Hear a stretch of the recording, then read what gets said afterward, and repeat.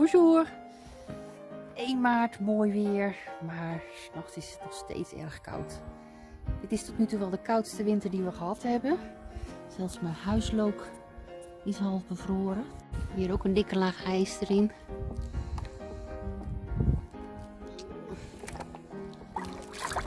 Tjoe. Ja, vannacht was het weer -4. En dat is eigenlijk nog weinig. Maar we hebben ook allebei griep gehad. Dus ja, dat hakt er ook wel aardig in. We zijn er nu alweer van opgeknapt. Maar op een gegeven moment wil je gewoon dat de winter is afgelopen. En om lekker een beetje naar buiten te gaan, een goed excuus te hebben, dacht ik, we gaan eens even kijken naar de hemlockspar.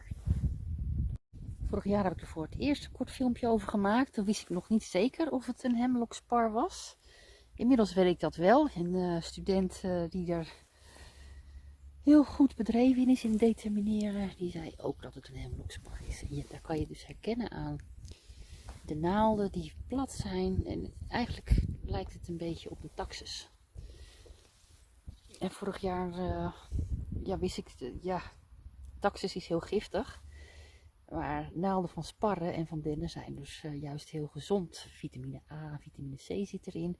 Werkt goed bij astma en bronchitis. En het is zelfs populair geworden in de afgelopen jaren met de corona-epidemie. Het is niet wetenschappelijk vastgesteld, maar het schijnt dat mensen er erg baat bij hadden om dennennaalden of sparrennaalden thee te drinken als ze corona hadden. Nou, hij is aardig gegroeid ten opzichte van vorig jaar. Zo zag het boompje er vorig jaar uit in april.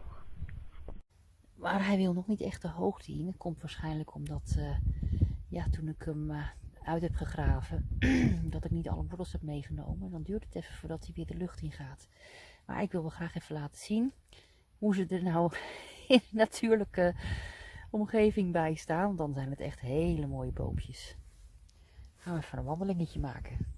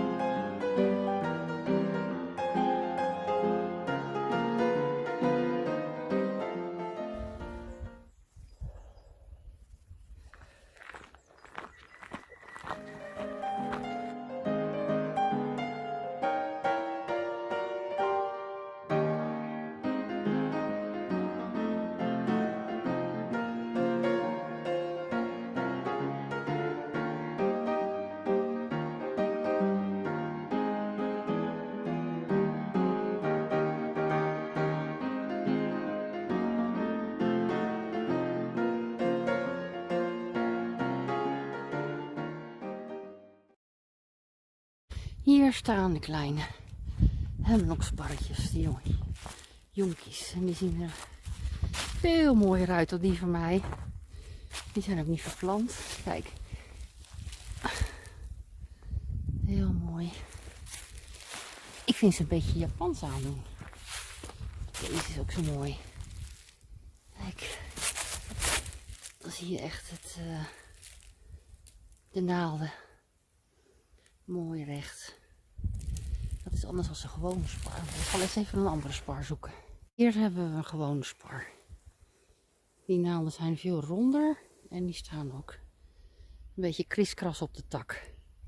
Kijk, hier hebben we niet verschil. Ik heb geen idee wat voor spar dit is, maar een gewone spar. Er staan er hier heel veel. En ook hele mooie bomen. Kijk daar, dat, op die hoek. Dat zijn ook hemloksparren. Dus ja, ik hoop wel dat onze boom zo mooi wordt. En dat ik dat natuurlijk nog mee kan maken. Kijk, ja, je hebt een echte hoor. Een echte hemlok. En die naalden die smaken een beetje citrusachtig. Dat is, ja, die vond ik erg lekker in de thee. En dus heel gezond. Kijk, hier hebben we dan een gewone den. Grote naalden. En het verschil tussen een den en een spar is dat bij een den komen de verschillende naalden uit dezelfde plek. En bij een spar is elke naald zijn eigen ingang op het takje. Ik heb inmiddels ook een heel klein dennetje uitgegraven. Dat had ik vorig jaar gezien. En die heb ik vorige maand in de pot gezet. Dus ik hoop dat die ook gaat groeien. Dat worden ook hele mooie grote bomen. Dat is deze. De dennenboom. Nog even een laatste blik op die mooie Canadese hemlokspar. Wat toch wel duidt op een connectie tussen Canada en de Corrèze. Want ja, de Corrèze heet ook niet voor niks natuurlijk de Petit Canada. Zoals ze dat hier noemen. Mooi. Nou, dan ben ik toch even lekker een Friese neus wezen halen. A plus!